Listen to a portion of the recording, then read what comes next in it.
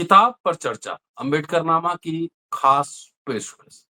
दोस्तों, आप जानते हैं कि कई नई किताब जो आती है हिंदी या अंग्रेजी में और हमारे पास अगर उपलब्ध हो तो हम उसकी चर्चा ज़रूर करते हैं। आज हमारे पास एक जीवनी है मेरे हाथ में जिसका शीर्षक है दलित मुक्ति से वर्ग संघर्ष तक, कॉमरेड आरबी मोरे का जीवन। इसका लेखन और संपादन किया है सत्येंद्र मोरे ने, उनके पुत्र हैं शायद। अनुवाद किया गया है संध्या शैली का और भूमिका सुभाषिनी अली जी ने लिखा है। मूल ये मराठी में लिखा गया था और 2003 में प्रकाशित हुई थी, लेकिन उसका हिंदी अनुवाद इस साल अभी कुछ दिन पहले उपलब्ध हुआ है। बाम प्रकाशन से छपी हुई किताब है और इसका मूल्य है 395 रुपए। चर्चा इसी किताब पर होगी। जो शीर्षक है उससे लगता है क्या कॉमरेड आरवी मोरे साहब का डिपार्चर हुआ था दलित मुक्ति से वर्ग संघर्ष की ओर, या एक कंटिन्यूएशन है जिसमें जाति भी है और वर्ग भी है। ये समझने की कोशिश इस बातचीत में होगी। सुभाषिनी जी हमारे साथ है, बहुत दिनों बाद अम्बेडकरनामा पर हैं और उन्होंने इस किताब की भूमिका लिखी है। तो चलते हैं सीधे उन्हीं के पास और उनसे जानने की कोशिश करते हैं कि क्या खास बात है इस किताब में। किताब का मैं दिखा दे रहा हूँ, ये किताब है और सीधे सुभाषिनी जी के पास चलते हैं। जी मैम, शुक्रिया, धन्यवाद। बहुत दिनों बाद। जी, जी, जी, जी। ये जो किताब है ये इसका बहुत ख़ास महत्व है मेरे लिए जी, क्योंकि मैं बम्बई गई थी 1974 में। बॉम्बे जी। पार्टी की मैं सदस्य बनी थी, मैं यूपी से गई थी और मुझे हुँ, बहुत ज़्यादा बाबा साहब के आंदोलन के बारे में या महाराष्ट्र के कांग्रेस के बारे में नहीं पता था। हुँ, और उसके बाद ही इमरजेंसी आ गई, इमरजेंसी के बाद चुनाव आया और हुँ। 78 के चुनाव में ये जो कॉमरेड सत्येंद्र मोरे हैं जिनका आपने ज़िक्र किया, उनका चुनाव अभियान शुरू हुआ। ये धारावी से हमारी पार्टी के उम्मीदवार थे, जीत भी गए। तो उनके चुनाव प्रचार के दौरान एक सभा थी जिसमें मैं भी गई थी और कॉमरेड अहिल्या रांगणेकर वहां पर उनका परिचय दे रही थी और उन्होंने कहा कि ये सत्येंद्र मोरे कॉमरेड आरबी मोरे के बेटे हैं। और आप लोग सब अच्छा, जानते हैं कि कॉमरेड आरबी मोरे महाड सत्याग्रह का आयोजन करता थे। उन्होंने अच्छा। ही डॉक्टर अम्बेडकर को महाड आने के लिए आमंत्रित किया था। 3 साल इंतजार किया। डॉक्टर अम्बेडकर को ये भरोसा नहीं था कि ये उस तरह की बढ़िया सभा वहां पर कर पाएंगे, लेकिन जब उन्होंने ज्यादा जानकारी ली कॉमरेड मोरे के बारे में तो वो तैयार हो गए। और फिर आपको मालूम है कि 2 बहुत ऐतिहासिक वहां पर मीटिंगें हुई महाड में। एक तो मार्च 1900 मेरे ख्याल से 25 की बात, 1927 में, जहां पर वो लोग उस जो चवाट तल था उसका पानी पीने के लिए निकले क्योंकि एक प्रस्ताव पारित हुआ था महाराष्ट्र की असेंबली में कि सार्वजनिक स्थानों में सबका प्रवेश अ, वैध है, कोई रोक नहीं सकता। तो जब डॉक्टर अंबेडकर और उनके तमाम अनुयायी गए उस तल की तरफ, तो उनके ऊपर जबरदस्त हमला हुआ। सवर्णों ने उनके ऊपर जबरदस्त हमला किया, कई लोगों के हाथ पैर भी टूटे और लोगों ने कॉमरेड डॉक्टर अंबेडकर को घेरे में लेकर के उनको बचा लिया। और उसके बाद फिर पुलिस भी आई और सब कुछ हुआ और उनको आना पड़ा, लेकिन लोगों ने उसके पानी में हाथ डाल करके उसका पानी निकाल करके पी भी लिया था। तो उसके बाद जब सब लोग इकट्ठा हुए तो बाबा साहब ने कहा कि हमको एक तरह की सफलता भी मिली है, लेकिन मैं महाड फिर आऊंगा और यहाँ पर हमारा ये आयोजन फिर से होगा। तो उसके बाद जब दिसंबर में उस आयोजन की तैयारी होने लगी तो कॉमरेड मोरे ने और जबरदस्त इंतजाम किया और पहले से भी ज्यादा भीड़ इकट्ठा हुई। और ये वो इलाका है कोंकण का जहां पर महार जाति के लोग बड़ी संख्या में रहते हैं, लेकिन उसकी विशेषता ये है कि इन लोगों में शिक्षा, थोड़ी सी जमीन, ये सारी चीजें भी इनके हाथों में आ चुकी थी क्योंकि ये ब्रिटिश फौज में थे। आपको वो भीमा कोरेगांव का तो किस्सा मालूम है, जब महार रेजिमेंट ने इतनी बहादुरी के साथ पेशवा का विरोध का सामना किया था, पेशवाई सेना का, उसको परास्त भी किया था। तो ये वही लोग थे, 3-4 पीढ़ियाँ इनकी ब्रिटिश के फ़ौज में रह चुकी थी, जिसका नतीजा था कि इनको शिक्षा और इसके साथ-साथ कुछ ज़मीन वहाँ पर मिली थी उस इलाके में। यही नहीं, बम्बई पास में था, वहाँ पर जो सूती मिलें थीं, जो बंदरगाह था, जो रेलवे था, उसमें भी बड़ी संख्या में दलित मज़दूर थे और उनमें महारों की संख्या ज़्यादा थी।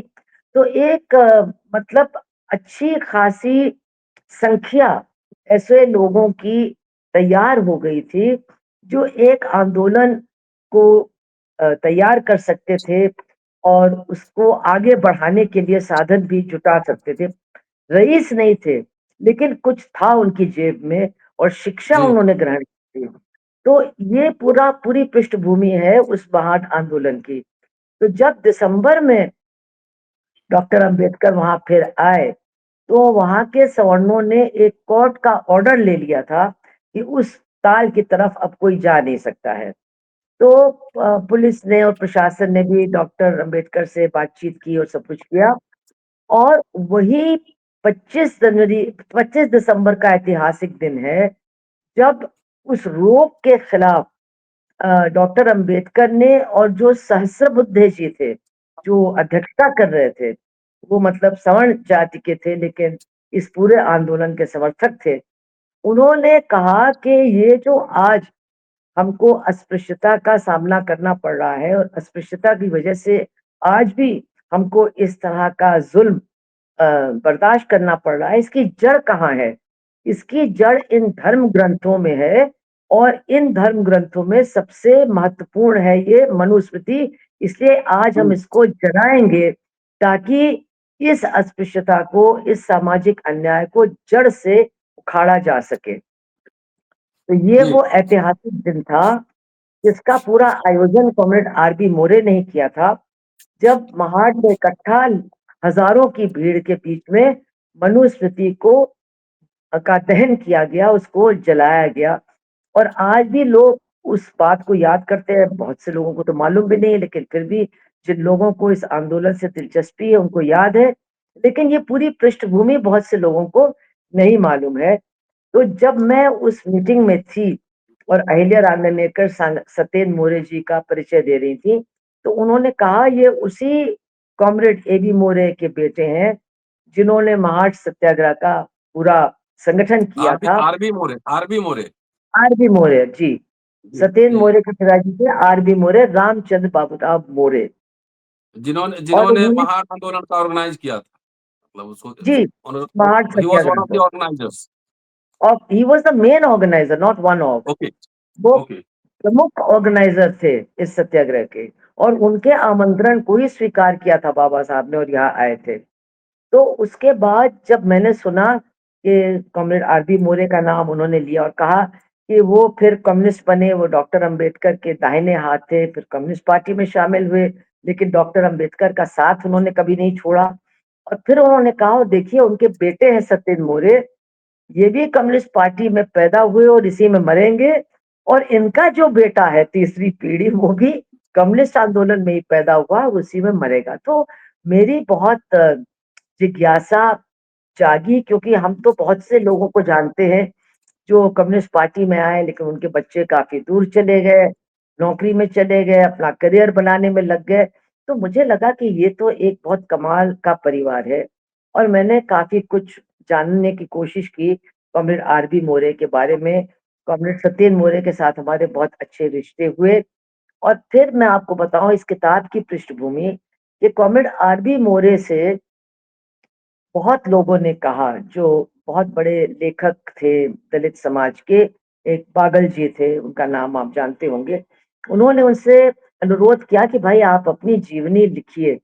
तो वो पहले टालते रहे कि नहीं, हम लोग तो व्यक्तिवादी नहीं हैं, हम वगैरह वगैरह वो जो सारी बातें। फिर उन्होंने अपनी जीवनी आत्मकथा लिखनी शुरू की और उसके बाद वो लिखते लिखते ही काफी बीमार पड़ गए 1970 के आसपास और उनका देहांत हो गया और वो महाड सत्याग्रह के बिल्कुल पहले के सालों तक ही पहुंच पाए थे और वो किताब अधूरी रह गई, उनकी जो पांडुलिपि थी।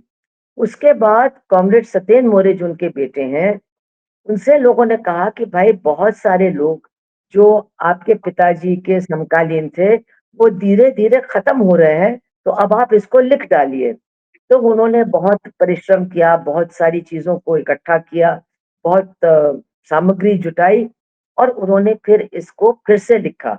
मतलब इसमें हुँ, आत्मकथा भी है, इसमें जीवनी भी है और सबसे बड़ी बात ये है मेमोयर कि भी जी, मेमोयर भी जी, है, नहीं और भी संस्मरण भी है, इसमें जो जी, संस्मरण भी है।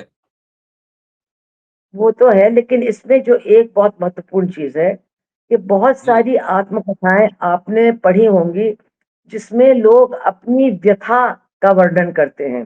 ये मेरा जन्म ऐसा हुआ, मेरे घर में इस तरह की हुँ, परेशानी हुँ, थी, बड़े होने में मुझे ये सब कष्ट उठाने पड़े। वो सब हुँ, मतलब बहुत लॉजिकल है, उसको अप्रिशिएट करना चाहिए। लेकिन इस जीवनी में और इस आत्मकथा में आप सारी व्यथा और सारे परेशानियों को तो देखेंगे, लेकिन उनके ऊपर ये किताबें केंद्रित नहीं हैं। जो पूरा माहौल था, जो आंदोलन उभर रहे थे, जो आंदोलनकारी थे, जिन लोगों ने इन आंदोलनों को जन्म दिया, उनके सबके बारे में बहुत वर्णन है।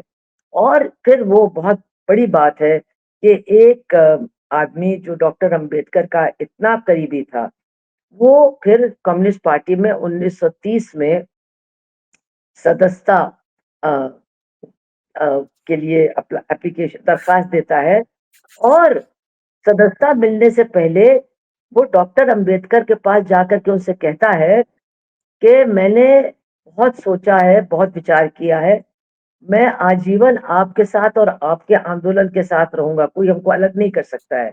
लेकिन मैं इस आंदोलन की कुछ हदें भी देख रहा हूँ, इसकी सीमाएँ हैं और मुझे लगता हुँ, है कि जब तक हमारा सामाजिक न्याय का आंदोलन या उत्पीड़न से मुक्ति का आंदोलन पूरे बड़े वर्ग संघर्ष के आंदोलन का हिस्सा नहीं बनता है, तब तक हमारा आंदोलन अधूरा रहेगा। ये बात उन्होंने जाकर के कही। तो डॉक्टर अम्बेडकर ने नाराज़ नहीं हुए, उन्होंने कहा ठीक है और उन्होंने हँसते हुए कहा भी, देखें वो कम्युनिस्ट तुमको कब तक झेलते हैं और ठीक है हमारा तुम्हारा तो वैसा ही साथ बना रहेगा जैसा है। अब कल की गोष्ठी जब इस किताब का विमोचन हुआ, हुँ, तो कई लोगों ने ये बात दोहराई जो बोले हुँ, कि कॉमरेड मोरे और डॉक्टर अंबेडकर के संबंध वैसे ही मधुर बने रहे।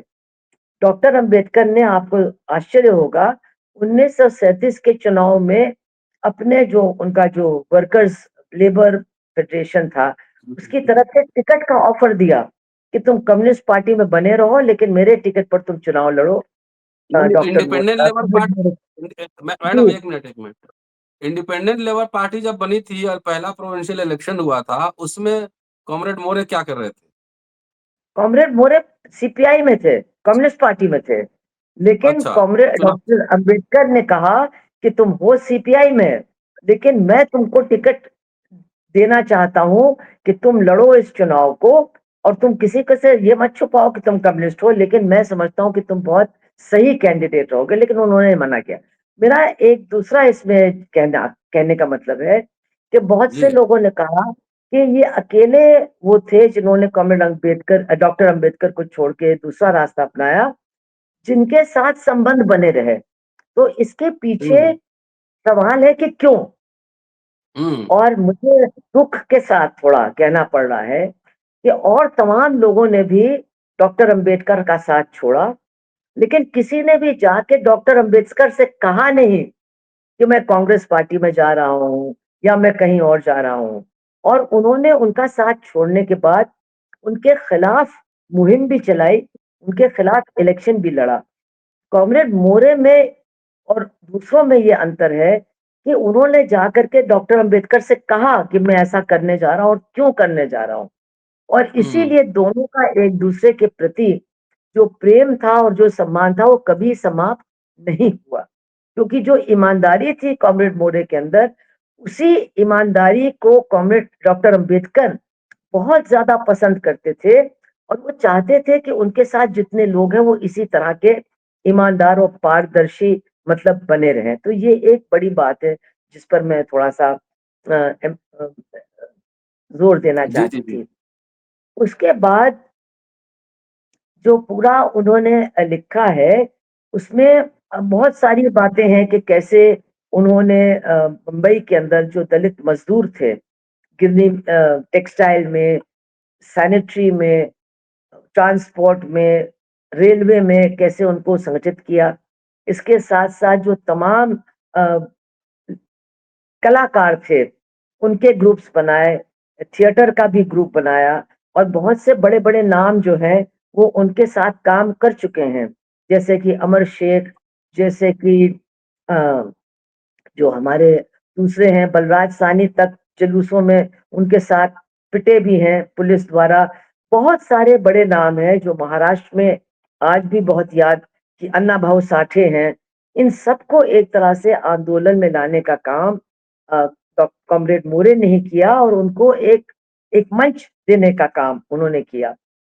और दूसरी बात जो उनके अंदर बहुत ज़बरदस्त है जिसको मैं कम्युनिस्ट पार्टी में रहने के बाद इतने सालों से पार्टी का काम कैसे होता है, उसको देखने के बाद मैं उसकी बहुत प्रशंसक हूँ कि पार्टी में रहते हुए, पार्टी का अनुशासन पूरी तरह से मानते हुए, पार्टी के लिए इतना ज़्यादा त्याग करते हुए जो कि बहुत सारे लोग नहीं कर सकते हैं, उन्होंने अपने मुद्दे की लड़ाई पार्टी के अंदर कभी नहीं छोड़ी।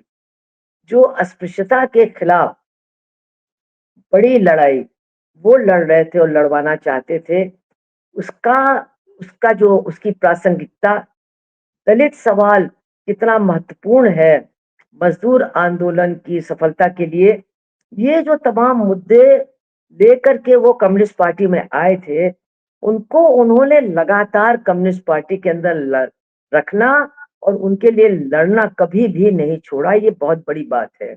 कभी भी उन्होंने ये नहीं सोचा कि हमारे बारे में लोग ऐसा समझ सकते हैं, ऐसा कह सकते हैं। उनको ये इतना विश्वास था कि ये जिसको कहते हैं जीवन और मरण के प्रश्न है मजदूर आंदोलन के लिए, वो उनके लिए लगातार लड़ते रहे। तो ये एक बहुत ज़्यादा सराहना करने वाली बात है। उसके साथ जो उनका त्याग है, जब आप किताब पढ़ेंगे, तो आप हुँ, देखेंगे कि किन परिस्थितियों में उन्होंने अपने आप को और अपने परिवार को ज़िंदा रखा मतलब ये और भी ऐसे लोग थे, लेकिन ये भी उनका बहुत बड़ा कमाल है। और वो किस तरह से घरों कमरों से निकाल दिए जाते थे, उनके परिवार को किस तरह से रेलवे पुल के नीचे भी 2-3 रातें गुज़ारनी पड़ी, फिर दूसरे कॉमरेड्स आए, फिर वो सब हुआ। लेकिन उनका त्याग, उनकी तपस्या और उनकी निष्ठा, ये सब बिल्कुल मतलब ऐसी हैं जिनको कोई भुला नहीं सकता है। लेकिन इसके साथ-साथ मैं एक बात और भी कहना चाहूँगी कि इस किताब में अ, कम्युनिस्ट पार्टी को उन्होंने जो कम्युनिस्ट पार्टी का नेतृत्व है, तो कॉमरेड मोरे ने कुछ पत्र लिखे थे कि आपको जो अस्पृश्यता का सवाल है, अस्पृश्यकों का जो सवाल है, इसको और गंभीरता पूर्वक लेना होगा वगैरह-वगैरह। उन्होंने एक छोटा-सा लेख भी तैयार किया था हुँ, अस्पृश्यता के प्रश्न पर अध्ययन। ये सब जो उन्होंने कम्युनिस्ट पार्टी के लीडरशिप को उस समय भेजा था, इनको सबको भी इस किताब में हम लोगों ने इसका भी प्रकाशन किया है। लोग कहते हैं ना कि कम्युनिस्ट बातों को छुपाते हैं, जो अंदर की हुँ, चर्चा हुँ, है हुँ। उनको बाहर लाते नहीं, ये सब बिल्कुल गलत है और ये एक अहम चर्चा है। आज के लिए भी एक अहम चर्चा है, दलित आंदोलन के लिए भी और वर्ग संघर्ष के आंदोलन के लिए भी ये एक बुनियादी सवाल है, इसलिए इनको हम लोगों ने छापा है और जो ईएमएस नंबूदरीपाद ने जवाब दिया कॉमरेड मोरे को, उसको भी हुँ, छापा है। जो डिस्कशन पार्टी में हुआ, उसकी भी शुरुआत के बारे में हमने छापा है, ताकि ये लोगों के समझ में आए कि ये प्रश्न जिनका तब भी महत्व था, उनका आज शायद और भी ज़्यादा महत्व है, क्योंकि जिस तरह का हमला आज दलित समाज के ऊपर, गरीबों के ऊपर, मज़दूरों के ऊपर, पूरे प्रजातांत्रिक व्यवस्था के ऊपर जिस तरह का हमला आज हो रहा है, इस हमले का सामना करने के लिए बहुत अति आवश्यक है कि ये जो हमारी 2 धाराएँ हैं, इनको एक-दूसरे के करीब लाना पड़ेगा। और इस संदर्भ में मैं एक बात और कहना चाहूँगी, आप जानते हैं, हम भी जानते हैं, कि बहुत प्रचार किया जाता है कि जो डॉक्टर अम्बेडकर थे, वो कम्युनिस्टों के दुश्मन थे। जो अम्बेडकरवादी आंदोलन है, उसको कम्युनिस्टों से बहुत दूर रहना चाहिए। मैं आपको एक मज़े की बात बताऊँ, जब मैं पार्लियामेंट में थी, तो कांशीराम जी भी हमारे साथ पार्लियामेंट में थे। हमारी उनकी बहुत बातें होती थी क्योंकि वो होशियारपुर से जीत कर के आए थे, जो मेरी दादी वहीं की थी। तो मैंने उनसे कहा कि आप कम्युनिस्टों के इतने खिलाफ क्यों हैं? अरे कहने लगे, मैं कम्युनिस्टों के बिल्कुल खिलाफ नहीं हूँ। मैं तो आप लोगों से अच्छा कम्युनिस्ट हूँ। तो हमने कहा फिर? कहने लगा कि मैं आपके साथ कोई तालमेल नहीं करना चाहता हूँ क्योंकि मैं पागल नहीं हूँ। अगर मैं तालमेल करूँगा तो भाई हो सकता है कि बहुत से मेरे लोग आप लोगों के साथ चले जाएँगे, तो उससे हमें क्या फ़ायदा मिलेगा? बहुत उन्होंने वो स्पष्टवादी थे, उन्होंने ये बात कही कि हमें अपना आंदोलन बचाना है, हमें अपनी पार्टी को आगे बढ़ाना है, तो हम क्यों इसके लिए संकट पैदा करें, आप लोगों के साथ हाथ मिला कर के। तो बहुत से लोग हैं, जो उनकी तरह स्पष्टवादी नहीं है, सच्चे नहीं है, लेकिन जो इन 2 धाराओं को अलग रखना चाहते हैं और मुझे लगता है इसके पीछे एक निहित स्वार्थ भी काम कर रहा है। देखिए, आप भी जानते हैं, हम भी जानते हैं, डॉक्टर अंबेडकर के जीवन काल में बहुत से लोगों ने उनको छोड़ा।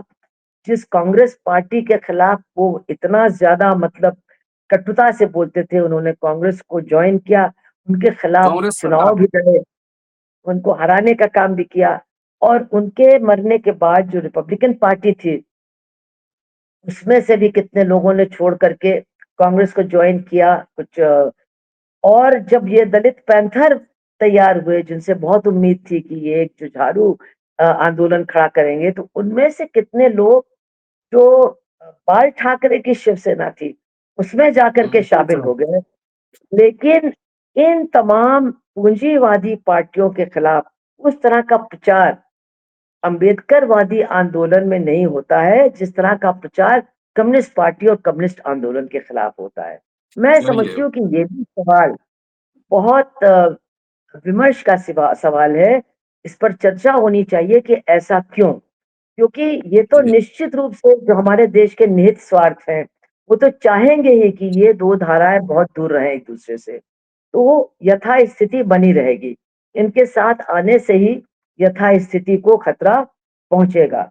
लेकिन जो लोग अपने आप को तथाकथित कार्यकर्ता मानते हैं, इस आंदोलन का या उस आंदोलन का, वो क्यों लगे हुए हैं इन दोनों को एक-दूसरे से दूर करने में, ये हमारे जी, लिए जी, बहुत चर्चा का विषय और चिंता का विषय है। और जी, इस किताब में जो कॉमरेड मोरे ने सब लिखा, उनका पूरा आशय लिखने के पीछे और उनके बेटे सत्येंद्र मोरे का पूरी उनकी जीवनी को फिर से पूरा करके छापने में जो उसके पीछे उद्देश्य है, वो सिर्फ यही है। कॉमरेड मोरे की वाहवाही करने का उद्देश्य नहीं है, उनके त्याग और तपस्या को का महिमा मंडन करना नहीं है, समझने बल्कि समझने की इन ज़रूरत है। 2 आंदोलनों को एक-दूसरे के करीब लाना है और कुछ नहीं है। जी, और मैं समझती जी। हूँ ये वक़्त की ज़रूरत है। चलिए शुक्रिया, बहुत-बहुत शुक्रिया मैडम सुहासिनी जी। और कॉमरेड आर.वी. मोरे का जीवन जो संघर्ष है, जो वो प्रतीक है वर्ग संघर्ष और दलित मुक्ति के आंदोलन का। बहुत शानदार बातचीत हुई, आपका बहुत-बहुत शुक्रिया। और दोस्तों देखते रहिए एक विलक्षण दलित आत्मकथा, कॉमरेड आर.वी. मोरे का जीवन संघर्ष। शुक्रिया, थैंक यू। शुक्रिया। Thank you.